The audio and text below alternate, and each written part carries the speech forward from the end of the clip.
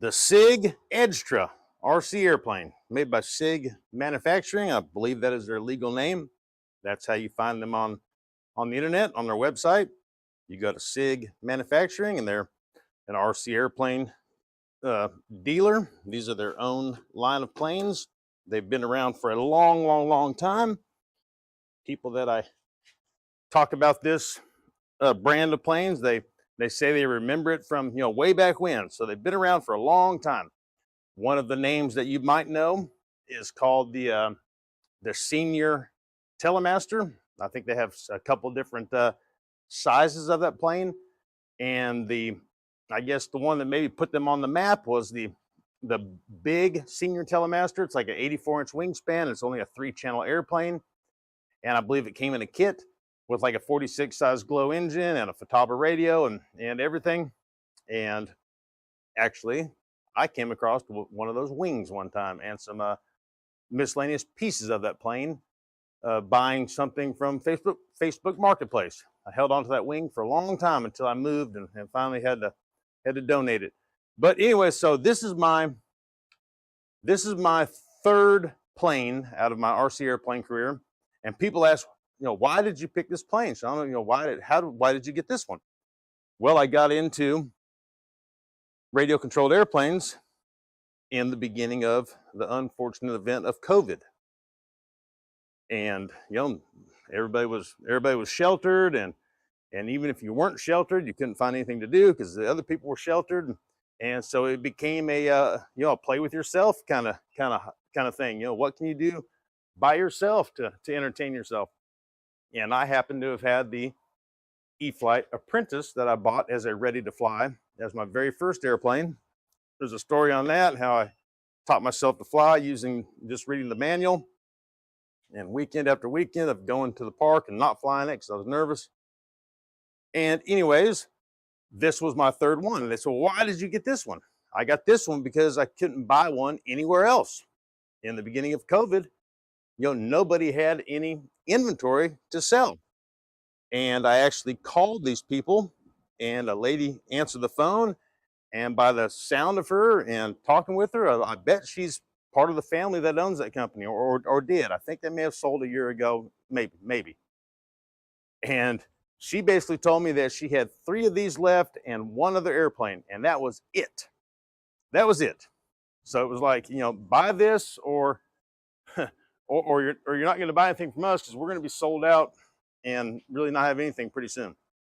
So I got this. This thing is called the Edgetra. So it's going to be a crossbreed between the Edge, I believe it's the Edge 540, just because I have an Edge 540, and the Extra. So they call it the Edgetra. We're going to put it together right now, and I'll show you under the hood, and then we're going to fly it. I haven't flown it much because it's probably my most expensive plane, and I've got the most hours into it building it. But I flew it last weekend, and it flew amazing. I think I finally got the motor and the propeller and all that stuff figured out. This is an ARF. It doesn't come with any electronics. You have to put all your control surfaces on, all your hinges on. You got to glue things together. You're not covering it, and you're not building it stick by stick, but you're doing quite a bit. So let's get the wings out, and then let's open up the hood, and we'll take a whole grand tour of my Edgetra. I'll tell you my electronics and tell you all that stuff. All right, so I got my little tackle box with my Edgetra parts in it. Now let's look under the hood, and then we'll get the wings out. Then we'll get the old wings out. So I made a really cool battery tray. Like I was talking about, you had a lot of time in COVID, and time was on your side if you weren't on the other side of the unfortunate parts of COVID.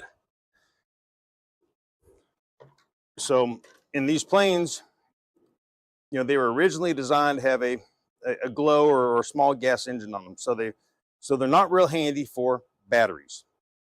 They do give you some Velcro and stuff like that. And what they tell you is just to put your battery up here. Excuse me. Well, scouring YouTube, and I started figuring out ways people hold batteries. And there's a lot of cool different ways people are holding their batteries. But I saw this. This is the FMS battery tray that comes in several of their planes. You strap the battery to this plastic tray and then you slide it in and it locks in. Well, you can buy this. It comes with Velcro and it comes with the slides that this slides into. So I took the slides and I mounted them to a little piece of lightweight wood, and I glued the sides onto the wood. And then I made a couple other braces where I screwed it into the frame of the fuselage here to where the sides of the battery tray aren't flexible, right? So they're bolted in place in there. It is like good. And I needed to add weight up here also. You know, when you're putting these planes together, the manual tells you where the balance of the plane should be. You know, that's all going to depend on what motor you use and what battery and where you place your receiver and blah, blah, blah. So I needed like an extra 50 or 60 grams up there, and that battery tray and that little piece of wood and stuff did the trick. So it has a rudder system that is my only system like this and was very new to me at the time, which is called a pull-to-pull. I guess lots of other planes are like that. So here's the rudder servo. It's got two cables going back, and they crisscross in the middle of the back of the fuselage, and then it'll turn and it pulls the cable back and forth, which turns the rudder. 637 TA receiver. I got full safe select on here. I wouldn't fly it without safe select. Thank you, E-Flight and Spectrum Horizon Hobby for creating safe select and self-leveling flight, because if it wasn't for them, so many of us wouldn't have been able to enjoy this hobby. I would have never, ever, ever thought in a million years to try to fly RC airplanes if it wasn't for the self-leveling. I got to get my pole out of here. Get your pole out. Right there. It's got some winglets to go on the side of the wings. I'll probably put those on today for the first time. So here's our wing tube, like so. And this wing goes on.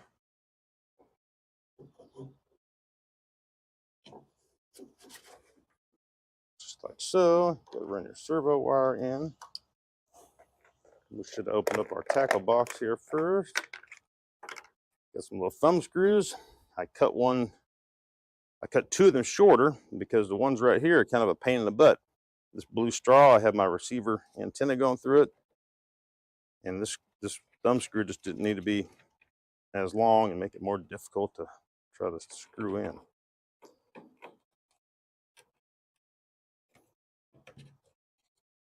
There's one.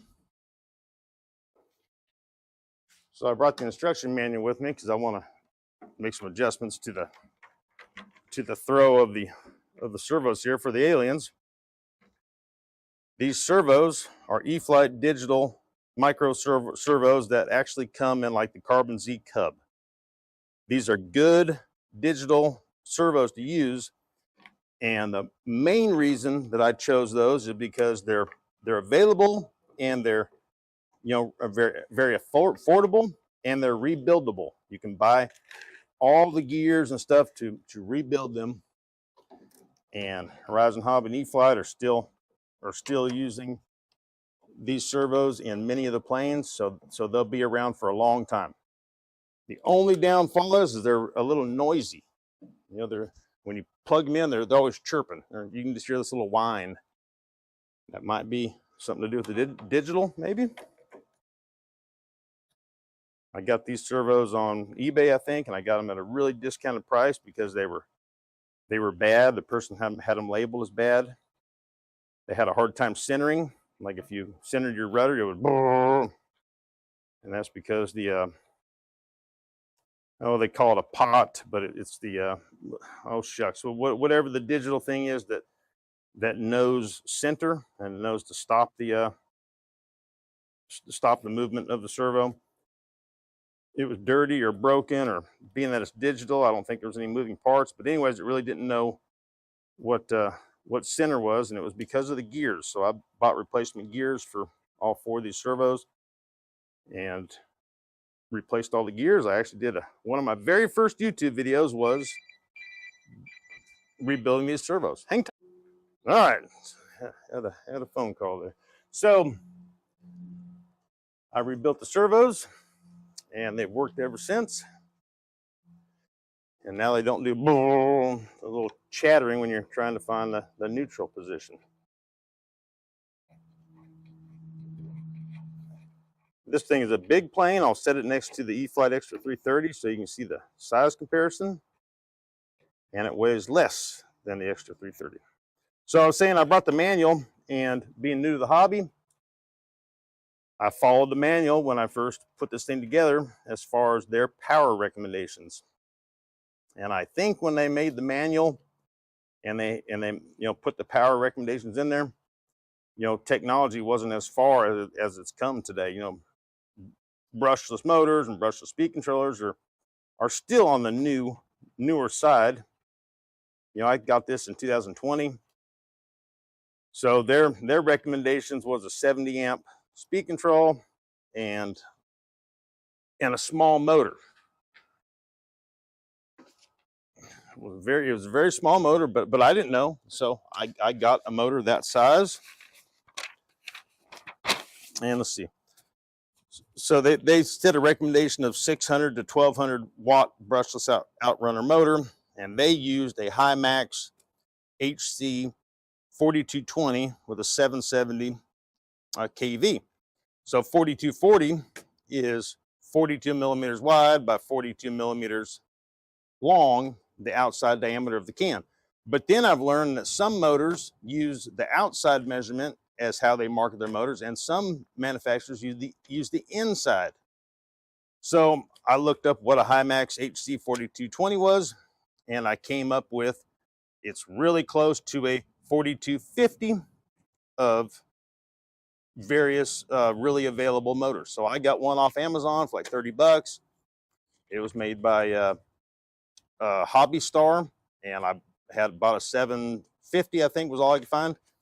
And I put it in there with a 80 amp speed control and a 4S battery pack like they talked about.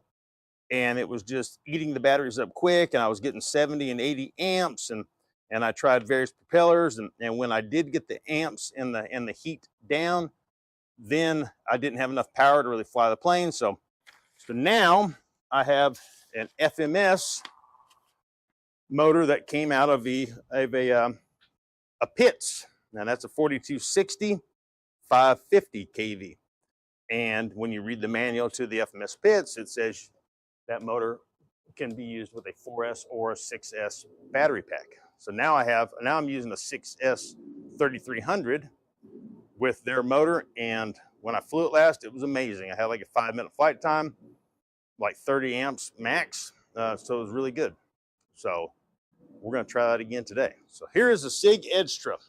I do have a new canopy, or a new hatch, I guess you want to call. I was so upset with myself that when I glued the dome on, I didn't do a very good job, and the pilot was in crooked, that I actually called SIG back. This was back in 2020, and I asked to buy another one of these, and that same lady answered the phone, and she said they're on back order, but I paid her, it was like 30 bucks for all this. And I'm not lying, guys, it was probably 2.5 years later, one box showed up, and it was just the hatch, and it wasn't the dome. And I had actually kind of forgot about it. And then I called them back. The same lady answered the phone again, and she said, "You're right." And she mailed me this, and it was here in a couple days. This right here, I melted with a hair dryer or something. I think I was trying to get this off, and I ended up melting it. And so anyways, that's why I did it, and the wrinkles and so on. So in a little bit, we're gonna fly this.